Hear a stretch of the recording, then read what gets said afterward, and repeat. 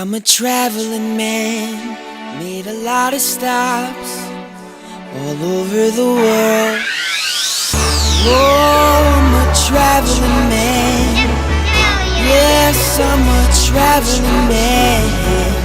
Oh, I'm a traveling man.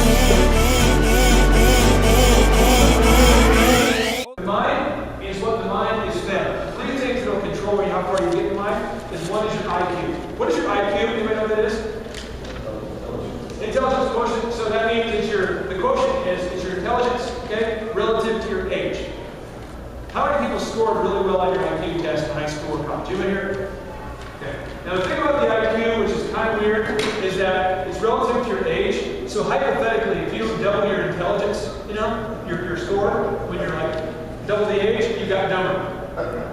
In terms of IQ, so if a 60-year-old were to take an IQ test and pass it at the same score as a 20-year-old, one would be dumb, one would be smart.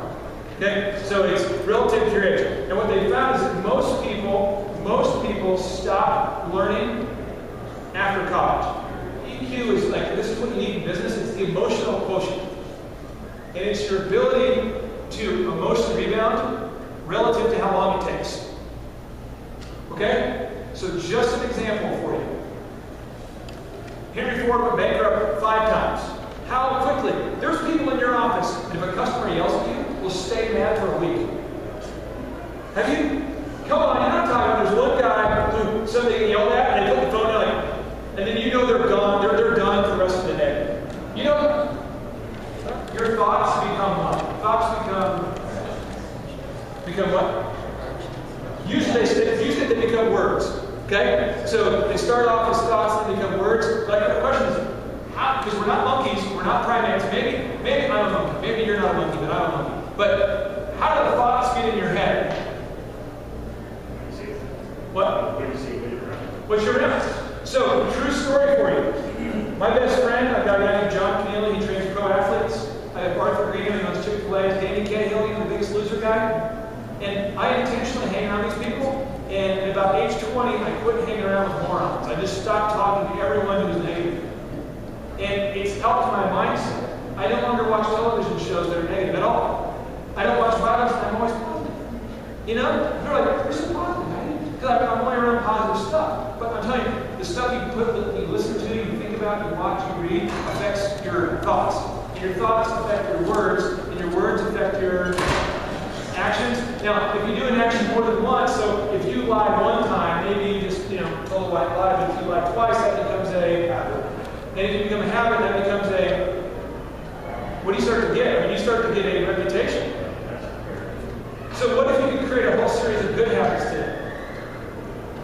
You know what I mean? What if you start to be known as a person that over-delivers and does more than is expected? Or what if the person is always positive? What if the person only has a kind word to say about everything? I mean, doesn't that fly in the face or anything else? But how long does it take to create a habit? I'm just going to tell you this is some deep stuff, but I would encourage you guys to think about what you're putting in your head, because it will affect everything you do. And who here has like 5 or more employees that maybe work for you or work on your team? Do you hear people on your team work for you? Is it easy to get a jaded view of humanity after you wouldn't manage people for a while and seeing some of the stuff they pull? Right? So I encourage you to get ahead, you have to have an attitude that is so rare. Right? It's rare. You guys are rare. You guys are selling products successfully in a recession. Right? You are selling in a recession. Job well done. And I'm asking you, though, to get to the next level, to get to the level that the founders were at, what were they doing? I mean, these guys were like on a whole other level of positivity. It doesn't make sense. I mean, if your business plan, hey, the 2 of us are going to start making some crap out of the shed. Okay? I mean, imagine George Lucas' sales pitch. You guys ever seen the movie about how the movie was made? He's like, I got this Greek guy for 20 years, right? And we're gonna do these like ships and lasers, and he's like, George, the technology you're speaking of doesn't exist. We'll make it. Right. Right? He got rejected by studio after studio after studio before he got. Sylvester Stallone had over 100 rejections that he's kept to this day. The Rocky script before he got a yes. 100. How would you feel if you were over 100 and each one of these presentations takes a while to prepare for it. Man,